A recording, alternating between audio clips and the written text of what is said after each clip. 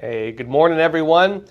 Some great topics today we're talking about. I want to go into like Elon Musk. Of course, he's offering a cash reward, well, a check for people who register to his website. He started a political action committee, and there's some technicalities with that. Some people say he may be violating the law because it may mean that he's kind of paying for voter registration. I'll be going into the details on this to kind of show you both sides. Also, do y'all remember Lieutenant Dan? If you were watching the videos of Hurricane Milton in Florida, Lieutenant Dan was the guy who was saying, "I'm on my boat, I'm not leaving, I'm going to weather the storm," and kind of became an internet sensation because people thought like, okay, this guy's crazy, and then people started liking him.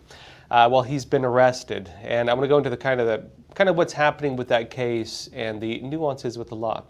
Also, folks, McDonald's, of all things, is now being pulled into the political campaign. Donald Trump, you may have seen, he went and, worked at McDonald's recently and then questioned whether Kamala has worked at McDonald's. We'll go into it. Now, folks, first off, let's talk about Elon Musk. Now, look, Elon Musk is becoming a core part of the presidential campaign. He's gotten behind Donald Trump and could actually have a part of the administration going forward. Now, the billionaire owner of X, SpaceX, and Tesla, well, he started a new political action committee. It's the America PAC. And he's now under mixed criticism, some people like it, some people don't, for saying he'll give away $1 million every day until the election. And this is for people who register for his America PAC petition.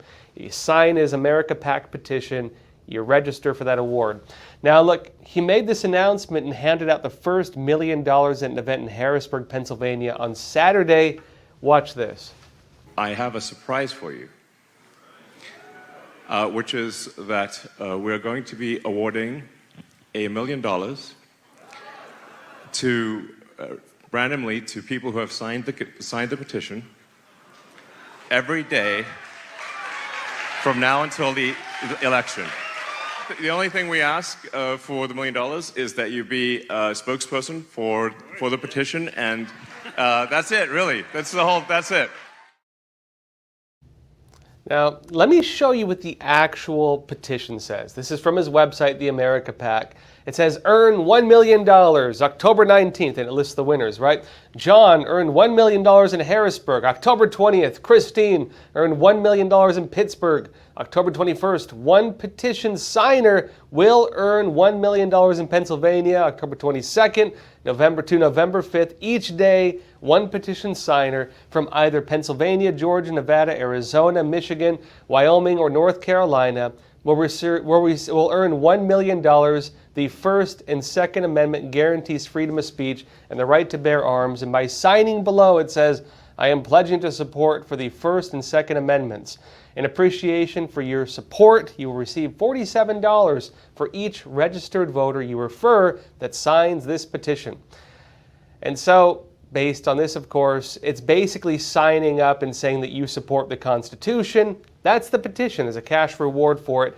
It doesn't say you have to, again, register to vote, but you do have to be a registered voter to sign it. And if you, again, it says that for your support, you will receive $47 for each registered voter you refer that signs this petition. Meaning, you're not signing people up to vote. You're not getting them registered.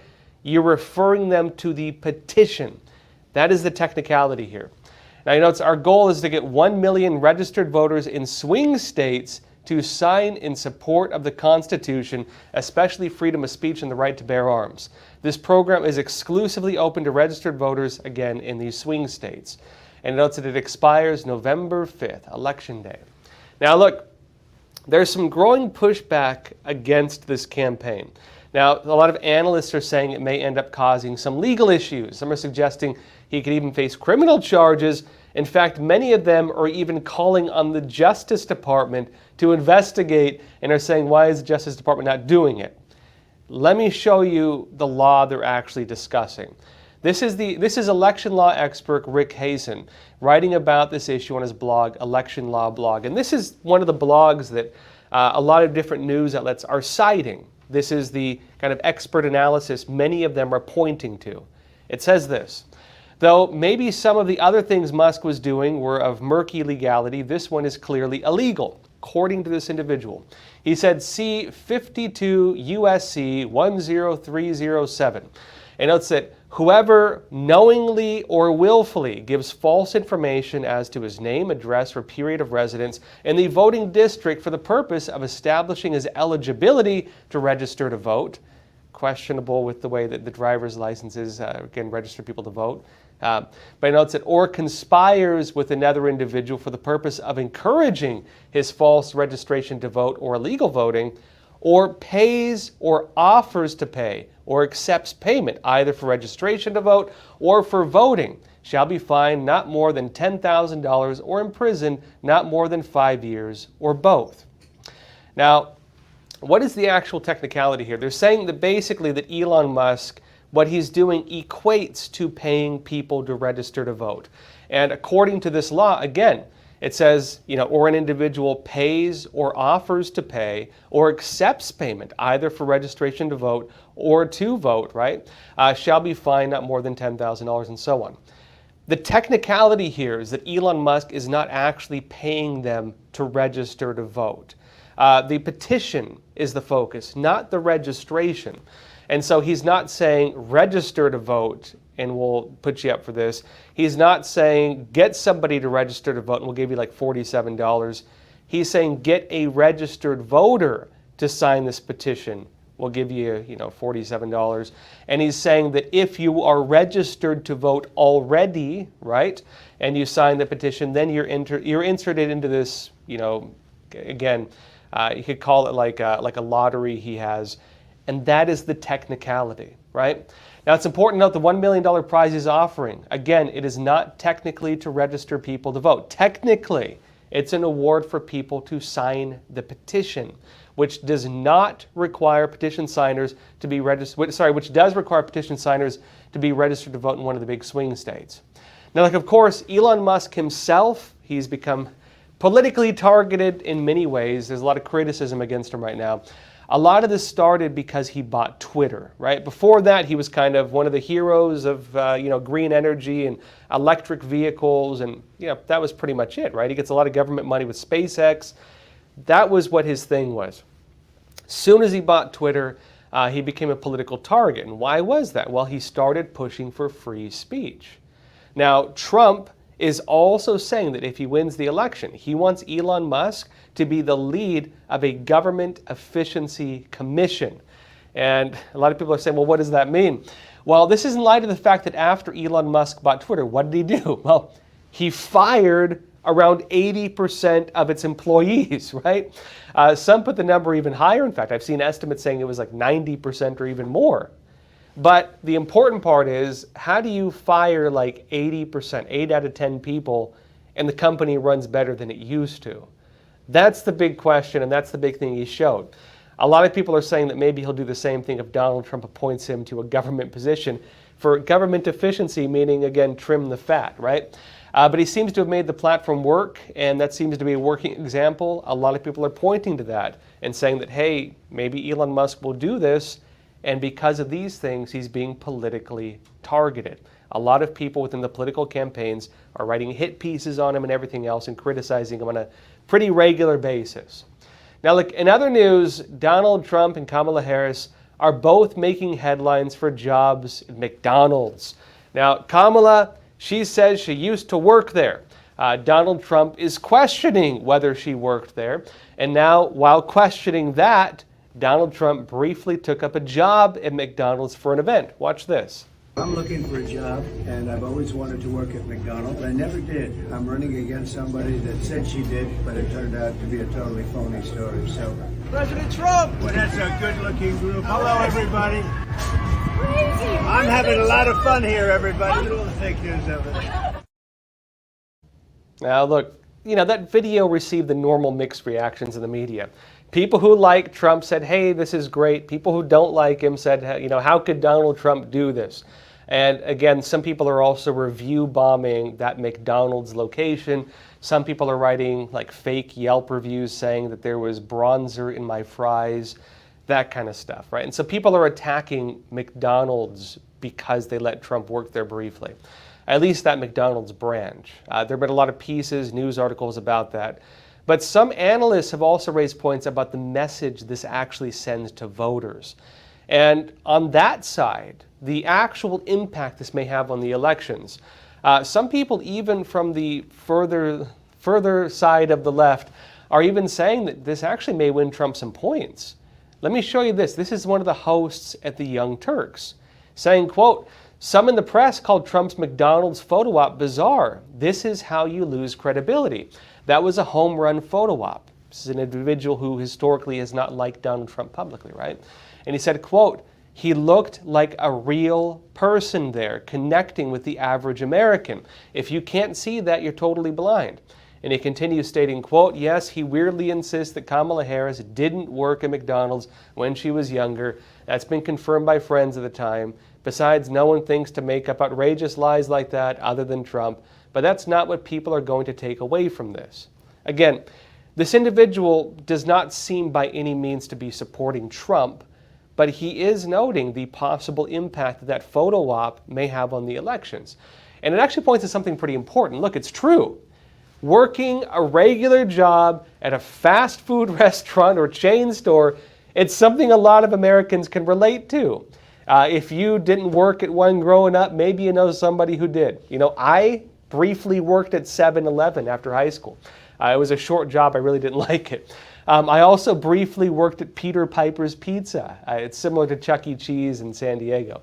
I also briefly had a job at like an ice cream place on the boardwalk one time. So, you know, a lot of Americans can relate to this. It's part of the American experience. I remember, like, as a kid on Sundays, you know, we'd go to McDonald's and they used to have a special sale, at least where we were at on Sundays, where they give you $10 hamburgers and we'd get like 20 of them. You know what I mean? I have good memories with McDonald's, even though I think they become a little expensive these days, not what I grew up with. Although I think they're trying to change that now. You know, I remember going there with my mom as a kid and playing in the plaything. Like, McDonald's was a fundamental part of growing up for a lot of Americans. It's something we can relate to, right? And there's probably a good reason on that note that Kamala Harris is saying she worked at McDonald's, because people can relate to it. And there's a reason why Donald Trump held this event where he briefly worked there. It's because people relate to it. Now, look, with that said, a lot of people are questioning whether Kamala actually worked there. McDonald's responded to this debate, not just on that, but also on, again, the photo op there and so on, and also to some of the recent press events and so on. McDonald's said this. They said that though we are not a political brand, we've been proud to hear former President Trump's love for McDonald's and Vice President Harris's fond memories working under the arches. And they say, while we on our franchise don't have records for all positions dating back to the early 80s, noting again, they're basically saying that people wanting them to say whether Kamala Harris worked there, they're like, look, that's in the 1980s. We don't have records on that stuff. They're saying that what makes us 1 in 8 so powerful is the shared experience so many Americans have. You've been seeing a lot of news outlets kind of roll with that in different ways. Some are saying McDonald's admits that they don't have records of her working there. What they're actually saying is they don't have records of employment data, like, broadly in the early 80s. They weren't confirming or denying it. And so some people were taking that and kind of running with it in different ways, right? Basically, though, McDonald's is making another point, though. The technicalities here matter. What McDonald's really points to is the main issue. For Americans, it is one of those shared experiences. It's relatable. And I know people in Europe and other countries kind of laugh at us, like, oh, Americans and their McDonald's. I love McDonald's. You know what I mean? I have fantastic memories of McDonald's. I think a lot of Americans do, to be honest. You know, really, a lot of us have good memories with McDonald's. It's actually true. And so, politically, it actually probably will win somebody some points for having worked there. It's just how it is. But look, folks, in other news, there's a new assessment out on a school shooting in Iowa, something pretty serious. But I want to be talking about this after we come back from a quick break. Experts agree. One of the best ways to protect against financial uncertainty is to diversify your portfolio. Learn how physical gold and silver can secure your retirement funds from today's economic challenges with a gold IRA from American Hartford Gold. You can safeguard your wealth with no penalties or taxes when you transfer your current qualifying retirement accounts. Call now and our precious metals specialists will send you a free information kit, no cost or obligation. American Hartford Gold, a trusted industry leader with an A+ from the Better Business Bureau, has a 5-star rating from thousands of happy clients. Whether you are getting physical precious metals in a gold IRA or delivered to your doorstep, we offer only the highest quality gold and silver. For your peace of mind, we also offer a no-fee buyback commitment, a low price guarantee, along with free shipping and free insurance. So don't wait. Call the number on your screen today and secure your financial future.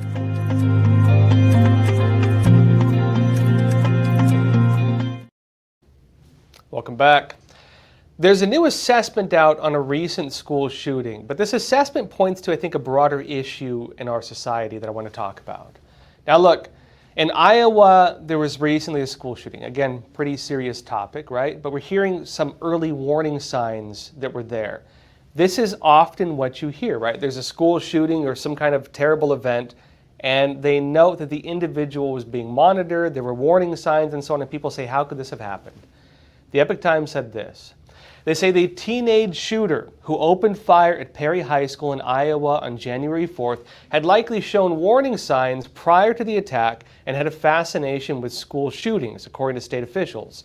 It says the Dallas County Attorney's Office released its investigation report on October 17, detailing the timeline of the shooting that killed 11-year-old 6th grader Amir Jalif and school principal Dan Marburger. It notes that 6 people, including 4 students, were injured in the shooting, according to the report. And the 17-year-old shooter, Dylan Butler, took his own life shortly after carrying out the attack. It notes the report also found that Butler had likely exhibited warning signs that went unrecognized or unreported. Evidence indicated that his actions were driven by a desire to commit suicide with the hostile intent of taking others with him, it stated. Now look, it's terrible, of course. It's one of the worst things that happens. But it also brings up the issue of, well, what do you do about early warning signs like this? Like, what is the actual actionable thing for that? Because look, it's become a common statement when there's a school shooting or a similar incident, we hear the individual was, on the FBI's radar, or people were warning about them, that there were calls, that they were telling the police this individual is problematic. But the question is, what do you do with information like that? You can't charge somebody with a crime unless they commit a crime. We don't have pre-crime. Can you jail a person just on suspicion that they may commit a crime? What can authorities do? This raises a real fundamental point. Now, there's some exceptions to this. Counterterrorism laws, for example, the Patriot Act, again after 9/11, a lot of that was instituted. Now, with the anti-terrorism laws, there are people who, again, get thrown in prison or Guantanamo Bay, for example. A lot of the cases on that, though, it could be an individual showing warning signs. They may get set up by federal agents who maybe offer them, fake explosives or guns. And when they act on, again, a terror attack, the agents arrest them. Again, not actually carrying it out, but, using maybe fake explosives or take action to commit that crime.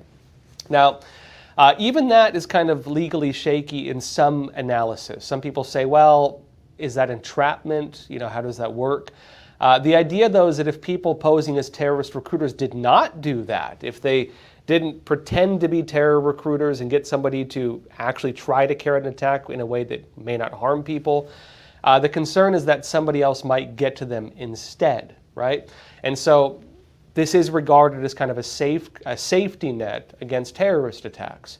Now, some groups suggest the answer to things like this with individuals exhibiting these early warning signs we keep hearing about.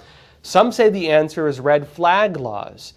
This is, of course, where if an individual is showing signs of violence or mental illness or things that may make them a risk to themselves or others, that authorities can take their guns. Now, some people are very much against that. I know Donald Trump at one point actually seemed to back it. He got some criticism for it and some support for it. This is not really a right or left issue. There are people on the right who support it. There are people who don't. People who normally support Second Amendment, some like it, some don't. But that is one of the solutions people are posing to resolve this problem. Some have also suggested that we bring back mental institutions. Now, technically, right, if a person is threatening to harm themselves or harm others, if you're a danger to yourself or a danger to others, then that, traditionally at least, could trigger you getting sent to a mental institution. The psychiatric hospitals, right? Now, they closed a lot of them down. This was a big question I think we've had as a society since that time. Again, a lot of the psychiatric hospitals, they closed in the 1960s. That was under President John F. Kennedy. And they were replaced instead with like community health centers or behavioral health centers and things of that sort. Voluntary places you go if you feel you have problems or suicidal thoughts or something like that, right? Psychiatric hospitals, of course, they had a lot of problems also. Weird medical experiments, people being abused, lobotomies. There were some terrible things. Now, you could say that, well, that's because of the time. They've been closed since the 1960s. And if you look at, frankly, prisons and everything like that, the world has changed quite a bit from that time. It's very unlikely that mental hospitals today would work like they did back in like the 30s or 40s. But given some of the issues we're now seeing with mental instability and crime, for example, some of the subway crime in New York, a lot of people say it's people with severe mental illness. Some are calling for the return of psychiatric hospitals based on that, because a lot of individuals who are repeat criminals seem to suffer from mental illness. This is becoming a pattern. Now, personally, I would say, when I view, again, kids doing terrible things like this, school shootings, I'd actually point back to an old court case, Leopold versus Loeb. This was one of the more famous cases. I can't remember the year. It's a pretty old case. Basically, there were two young boys who wanted to commit the perfect crime. They were extremely well educated. They were very wealthy. They ended up kidnapping and murdering, I believe it was the cousin of one of the individuals, and did it in a really horrific way. Long story short, one of the individuals dropped his glasses, traced back to him, they caught him, arrested him. And the trial was interesting because this brought up a debate in society. They said, how is it that two very well-to-do boys, again, great education, very wealthy, no problems, nothing that would trigger a person to normally commit a crime, would do something this horrific? And the social debate at that time was this. They said, well, it's because they're being taught in school that God doesn't exist. Take it for what it is. Right? I'm just saying this was the debate. But it brought up the debate of, well, look, if you're teaching kids that there is no consequence for wrongdoing, then why should they care about doing things that we traditionally think as being right? If you don't believe in good and evil, then what incentive is there to be good? And if schools are telling kids there's no such thing as that, then what are schools doing, and are they leading them in a good way or a bad way? That was the social debate we began having as a society, and that debate ended. I don't think people really talk about that anymore. But I think, again, you can only police people so much, especially if they haven't yet committed a crime. You can only do so much. A lot of, again, prevention for crime is internal. It's a person having their own moral compass and saying, I find that terrible and I would never do such a thing. That internal restraint is what's often missing. And you can't, manufacture that externally. A lot of that, again, does come from a person's own moral compass, which is typically rooted in their moral values, which does tend to be rooted in whatever faith they have or lack thereof. Now look, in other news, did you all see that video of Lieutenant Dan down in Florida? It was an individual, he went viral for deciding to ride out the hurricane. This was Hurricane Milton, right? Let me show you a refresher. Everybody's worried about you. Who's worried about it? It's all over TikTok. Everybody, across the country. I'm going to go live in a minute. I have a secured anchor point. I'm tied to the boat. If the tide goes up, I go up. As long as the water stays out of the boat, I'll be fine. And I'm the black sheep. I'm the one that does what I feel is right. And I don't care what anybody says or wants to do about it. I do what I think is. Well, Lieutenant Dan was able to dodge the hurricane, but he couldn't dodge the law. Lieutenant Dan has been arrested on charges related to this. I'll be talking more about this, though, only on EpochTV.com. So if you're watching on YouTube, Facebook, X, Rumble, click the link in the description. Come and join us for the rest of the episode. And look, on a side note, we saw a lot of destruction in the aftermath of Hurricane Helene and Hurricane Milton. I was actually on the ground in North Carolina for several days. I saw a lot of really terrible damage. And Hurricane Helene and the flood damage it caused in Appalachia, it showed that disasters, right, they can strike without warning. A lot of people never thought it could happen there. But there are simple preparations that survivalists often put in place for such a scenario. And when I was out in North Carolina, I met and spoke with E.J. Snyder. He's a reality TV star. You might have seen him on Naked and Afraid and some other shows. He's also author of Emergency Home Preparedness. Now, we talked about simple steps that everybody can take to prepare for an emergency. And that episode is now out on EpochTV.com. Let me show you all a quick teaser. In the aftermath of Hurricane Helene and Hurricane Milton down in Florida, the issue of survivability has now become all the more important. We talked to EJ about what to do to prepare for another emergency. It all starts with what we call PACE. Have a primary, an alternate, contingency, and an emergency.